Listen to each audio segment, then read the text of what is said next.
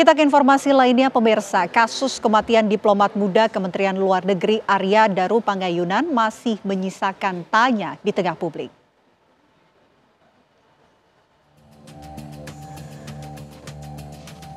Kasus kematian diplomat muda Kementerian Luar Negeri Arya Daru Pangayunan masih menyisakan tanya di tengah publik. Dalam konferensi pers terbaru di Polda Metro Jaya, Asosiasi Psikolog Forensik (APSIFOR) yang dilibatkan dalam proses penyelidikan menemukan adanya indikasi tekanan psikologis yang dialami Arya Daru sebelum menemui ajal. Arya disebut sempat mengalami kondisi burnout atau kelelahan mental dan fisik. Di antaranya terkait tugas mulianya yang sangat berat sebagai diplomat yang menangani kasus-kasus TPPO. Sebagai sosok yang selalu berusaha menampilkan karakter diri, kualitas diri yang positif di lingkungan, almarhum mengalami kesulitan dalam mengekspresikan emosi negatif yang kuat, terutama dalam situasi tekanan yang tinggi. Tekanan tersebut dihayati secara mendalam sehingga mempengaruhi bagaimana almarhum memandang dirinya, memandang lingkungan, memandang masa depan. Almarhum berusaha menginternalisasi berbagai emosi negatif yang dirasakan dan berupaya untuk tidak menunjukkannya di depan orang lain. Meskipun demikian, kami menemukan bahwa pada almarhum ada riwayat di mana almarhum berupaya untuk mengakses layanan kesehatan mental secara daring. Sementara itu, Wakil Ketua Komisi 1 DPR Dev Laksono mengungkapkan akan memanggil Kementerian Luar Negeri untuk membahas kematian Arya Daru yang disebut polisi dan ahli mengalami burnout.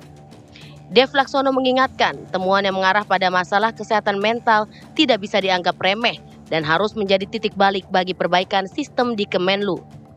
Lalu apa yang akan digali Komisi 1 DPR RI memanggil Kementerian Luar Negeri atas kematian diplomat muda tersebut? Akankah pasca kematian Arya ada perbaikan sistematik di internal Kemenlu, mengingat beban tugas diplomat tergolong berat baik secara psikologis maupun pekerjaan? Tim TV One mengabarkan.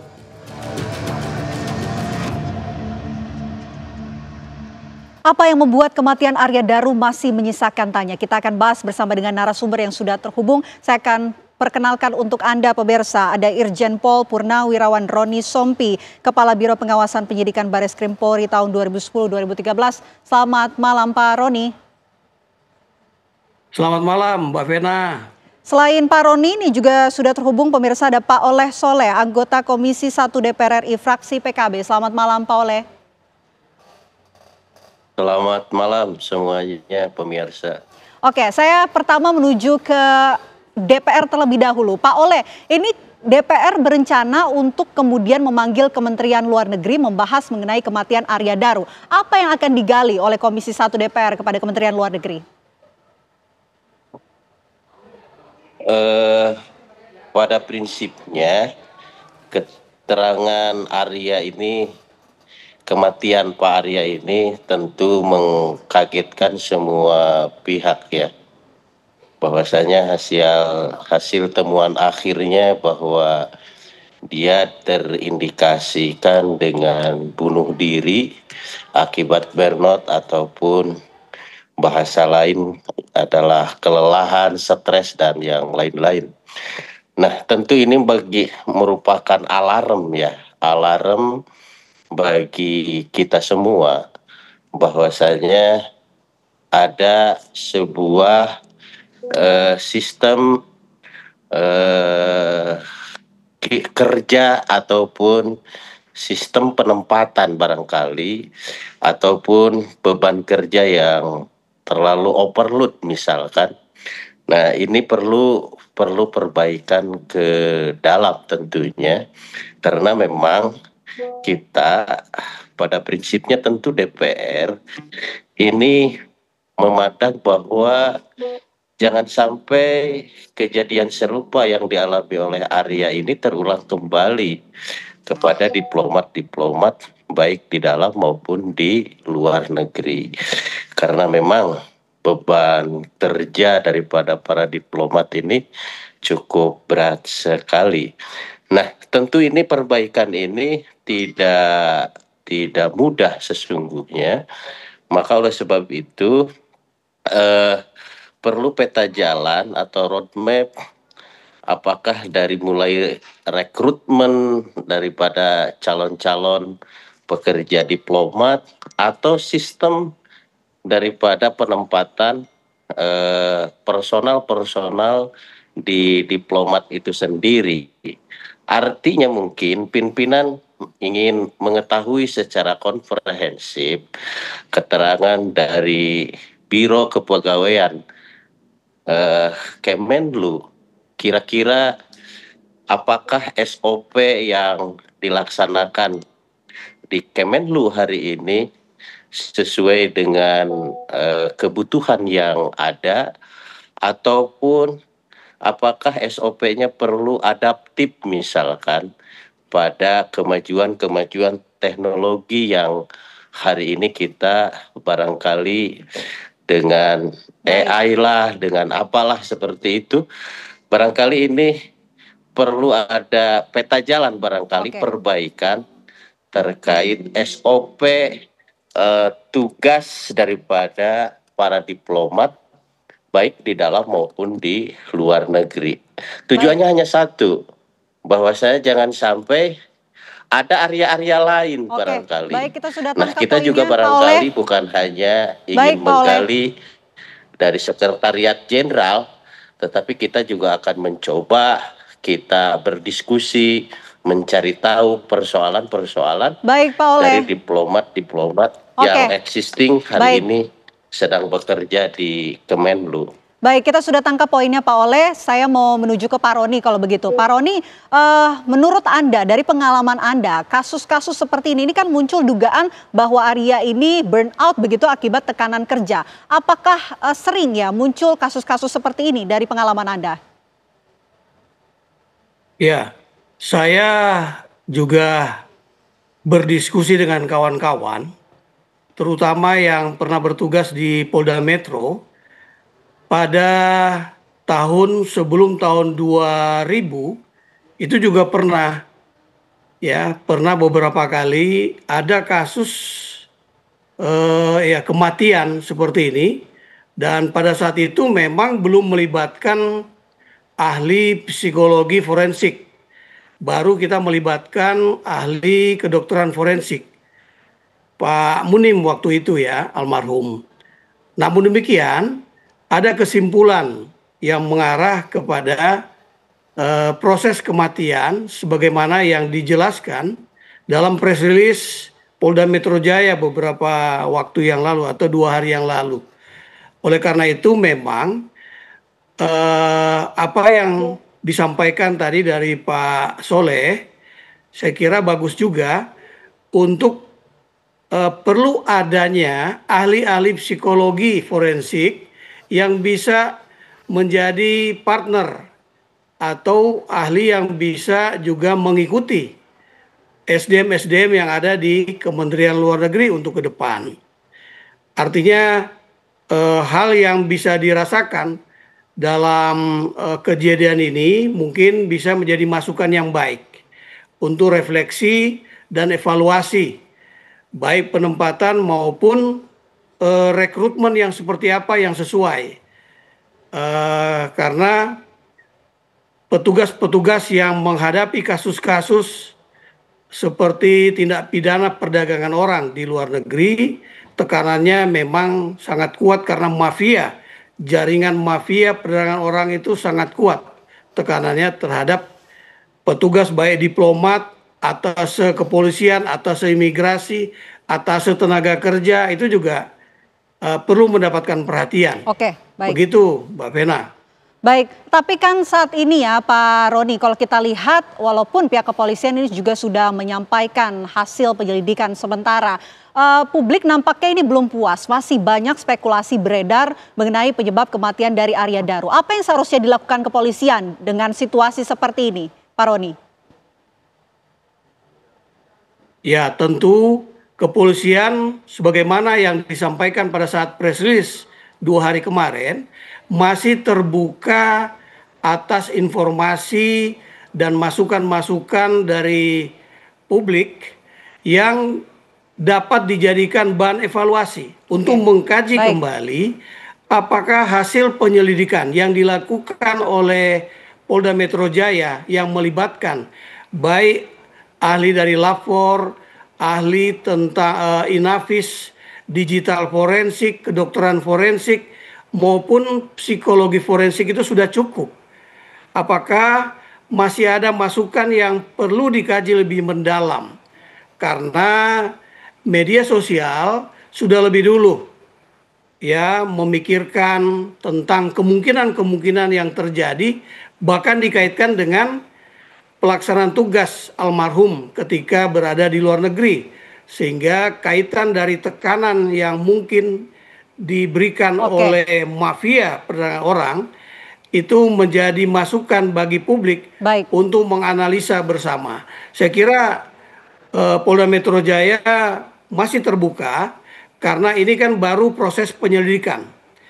Belum masuk ke proses penyidikan karena belum ditemukan bukti-bukti mengenai adanya perbuatan melawan hukum yang menyebabkan kematian almarhum yang dapat merujuk atau menunjuk membuktikan adanya peran orang lain dalam proses kematian dari almarhum. Demikian Mbak Vena. Baik, saya mau kembali ke Pak Oleh kalau begitu. Pak Oleh, nanti dalam pemanggilan DPR Komisi 1 dengan Kementerian Luar Negeri, ini kan juga sebagai momentum untuk evaluasi dan juga audit sistem kerja dari Kementerian Luar Negeri. Apakah nanti juga akan membahas ataupun menggali mengenai kasus-kasus lain, kasus isu-isu masyarakat lain tentunya?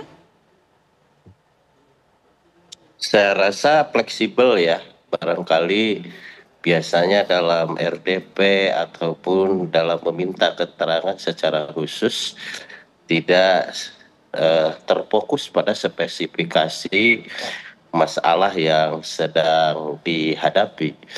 Pada dasarnya rapat ataupun DPR memiliki ruang terbuka untuk menanyakan persoalan-persoalan yang terjadi, Pak Oleh, baik dari dalam negeri maupun luar negeri. Pak Oleh, ini kan pihak keluarga juga nampaknya belum puas ya sama hasil penyelidikan yang disampaikan oleh pihak kepolisian. Apakah DPR RI ini nantinya juga akan mempertanyakan hasil tersebut untuk mendorong adanya investigasi ulang ataupun lanjutan? Kita tahan nanti, kita akan jawab usai jeda. Apa kabar Indonesia Malam akan kembali untuk Anda pemirsa sesaat lagi.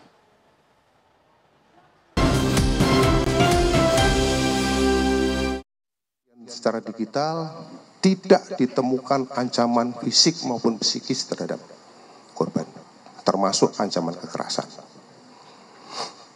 Yang dilakukan oleh Puslapor Bareskrim dengan meliti terhadap 11 barang bukti dan melakukan uji terhadap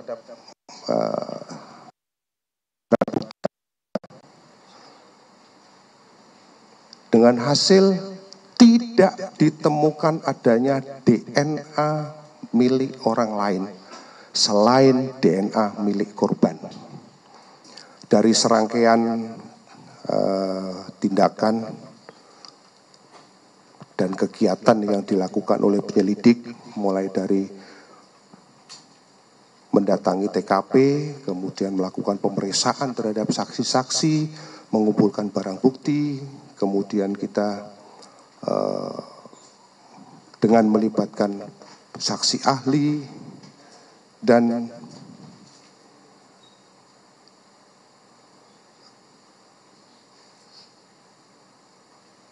pada kesempatan yang baik ini kami akan menyimpulkan hasil daripada penyelidikan yang kami lakukan, bahwa penyelidikan yang kami lakukan, kami simpulkan menemukan adanya peristiwa.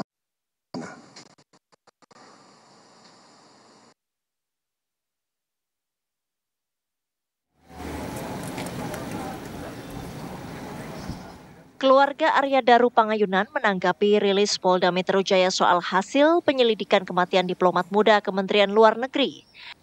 Pernyataan tersebut disampaikan oleh Meta Bagus, kakak ipar diplomat muda Arya Daru Pangayunan saat ditemui di rumahnya di Banguntapan, Bantul, Yogyakarta. Pihak keluarga Arya Daru menyatakan seluruh keterangan dan juga data yang dirilis oleh Polda Metro Jaya tidak dapat disimpulkan bahwa almarhum melakukan bunuh diri. Baik istri maupun keluarga besar meyakini Arya Daru adalah sosok yang memiliki semangat hidup dan etos kerja yang tinggi. Menurut Bagus, almarhum semasa hidupnya tidak pernah bercerita mengenai beban kerja yang mengarah atau memicu depresi. Pengamatan kami terhadap yang bersangkutan itu selama bertahun-tahun. Jadi cukup kami sampaikan bahwa kami meyakini almarhum tidak seperti itu. Keluarga Arya Daru meminta kepolisian tetap melanjutkan penyelidikan hingga terungkap peristiwa sebenarnya. Kita juga berharap penyelidikan yang dilakukan oleh pihak yang berwajib ini bisa mengungkap dengan jelas dan bisa tuntas dengan baik, karena kami juga percaya bahwa pihak yang berwajib bekerja berdasarkan kaidah-kaidah pekerjaannya yang baik. Keluarga Arya Daru menghormati dan menghargai proses penyelidikan yang dilakukan polisi. Keluarga berharap proses penyelidikan berlangsung secara cermat, menyeluruh, dan profesional. Dari Bantul, Yogyakarta, Santosa Suparman, TV One mengabarkan.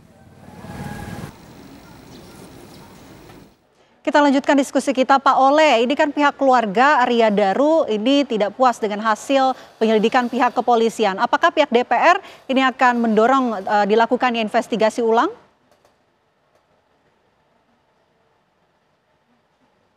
Secara pribadi ya, dan tentunya DPR juga bisa memahami soal psikis serta mental keluarga, di mana keluarga dan bahkan bukan hanya keluarga, kita juga DPR meminta supaya ada penyelidikan yang benar kan, supaya hasilnya terang benderang.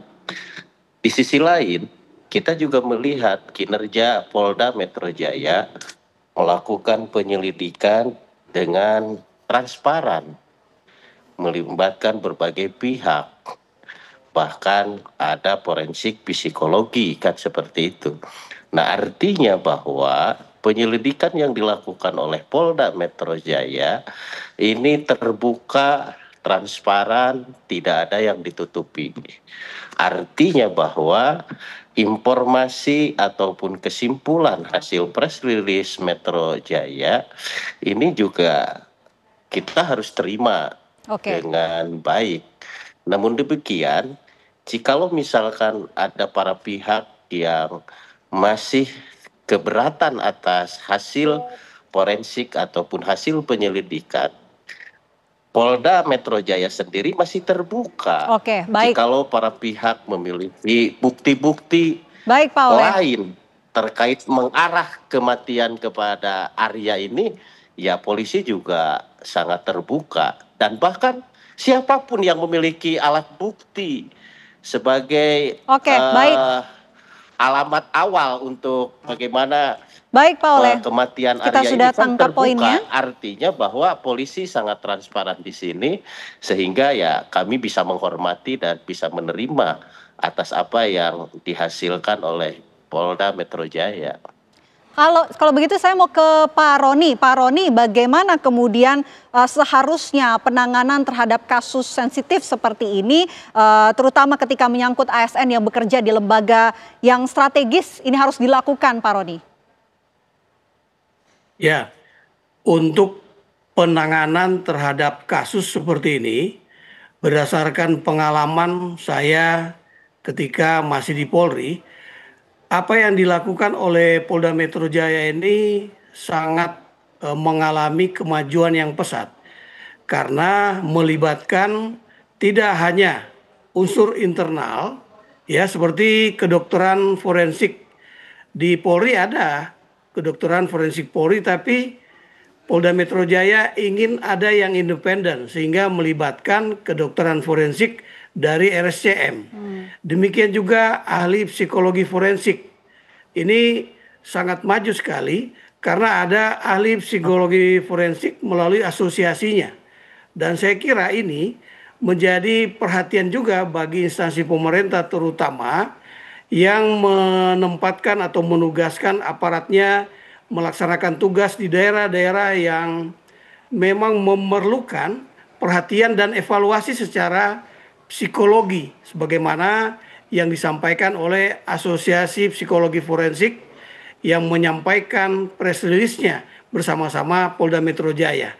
Oleh karena itu, ini menjadi edukasi bagi publik dan juga kita semua tentang bagaimana sebuah proses menangani kejadian di mana ada jenazah di dalamnya, itu perlu melakukannya secara cermat sejak awal. Oleh karena itu, pengambil alihan tugas penyidikan oleh Polda Metro Jaya terhadap apa yang sudah dilakukan oleh Polsek Metro Menteng pada awalnya, itu sangat baik. Jadi keputusan yang diambil oleh Kapolda Metro Jaya melalui Direktur Reskrim Umum Polda Metro Jaya ini sangat tepat. Dan apa yang dilakukan dengan sangat transparan ini menjadi sangat terbuka. Dan sampai saat ini Polda Metro Jaya sebagaimana tadi Pak Soleh sampaikan juga masih bersikap terbuka terhadap informasi yang diberikan. Dan tentu Polda Metro Jaya sangat memahami secara psikologis apa yang dialami oleh keluarga dan sangat berempati di dalam menyampaikan press release maupun penyampaian informasi kepada media, kepada publik. Begitu Mbak Vena. Pak Oleh, ini kan tadi Anda mengatakan mendorong untuk kemudian disiapkan semacam pemantauan kesehatan mental. Apakah nanti DPR ini akan berencana untuk mengusulkan kebijakan nasional terkait perlindungan psikologis dari ASN ini?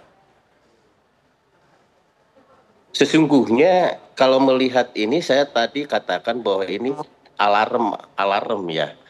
Bagaimana bahwa pola rekrutmen CPNS tentunya bukan hanya di Kemenlu, di kementerian-kementerian lain, di Pemda-Pemda lain, dimanapun di ASN.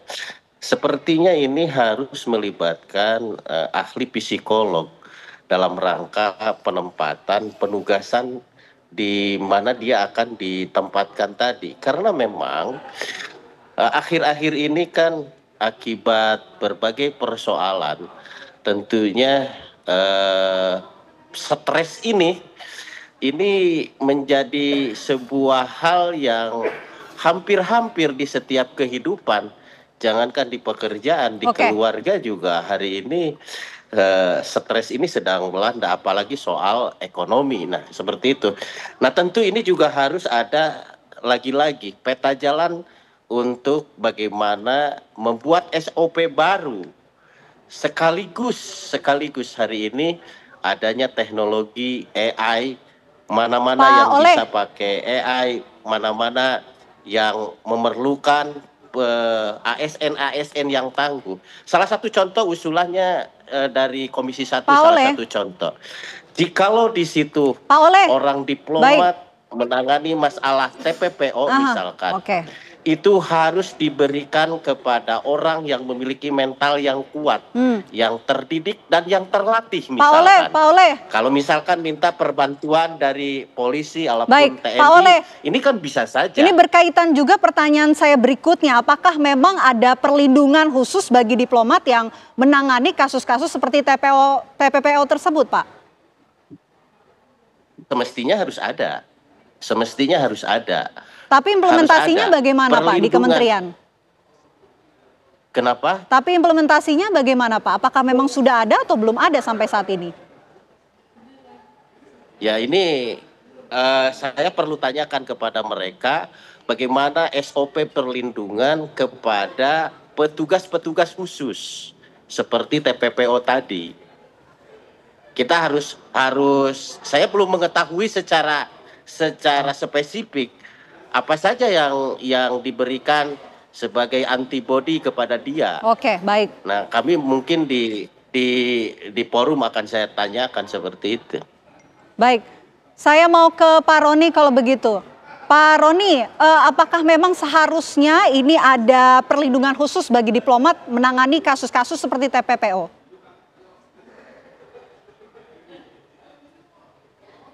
Pak Roni, Bagaimana? Itu apakah pertanyaannya memang untuk saya ya? Iya, Mbak Vena? untuk Pak Roni, Pak. Seharusnya bagaimana, Pak? Apakah memang harusnya ada perlindungan untuk seperti diplomat begitu untuk menangani kasus-kasus seperti TPPO? Ya, di negara-negara tertentu, diplomat dari Kementerian Luar Negeri yang ada di KBRI atau KJRI kadangkala dibantu oleh atase di luar diplomat Kemlu, misalnya atase kepolisian, ada juga atase tenaga kerja, kalau berkaitan dengan ketenaga kerjaan ada atase hukum. Ya mungkin saja seperti di rumah sakit, ya para dokter itu juga ada dokter ahli psikologi, ya psikologi yang bisa melihat bagaimana dokter-dokter yang bertugas di IGD katakanlah ya mengalami stres, mereka dievaluasi. Ya kalau sedang stres mungkin mereka ditarik untuk istirahat, mendapatkan pendampingan. Nah mungkin saja para diplomat ini memerlukan ahli-ahli psikologi yang bertugas mungkin di Kementerian Luar Negeri ataupun di kedutaan besar tertentu di luar negeri, di mana ada kasus-kasus yang dihadapi oleh para diplomat itu, terutama kasus-kasus perdagangan orang, kasus-kasus transnasional yang punya ya tekanan-tekanan mental, tekanan psikologi yang sangat tinggi bagi aparatnya yang bertugas di luar negeri. Baik.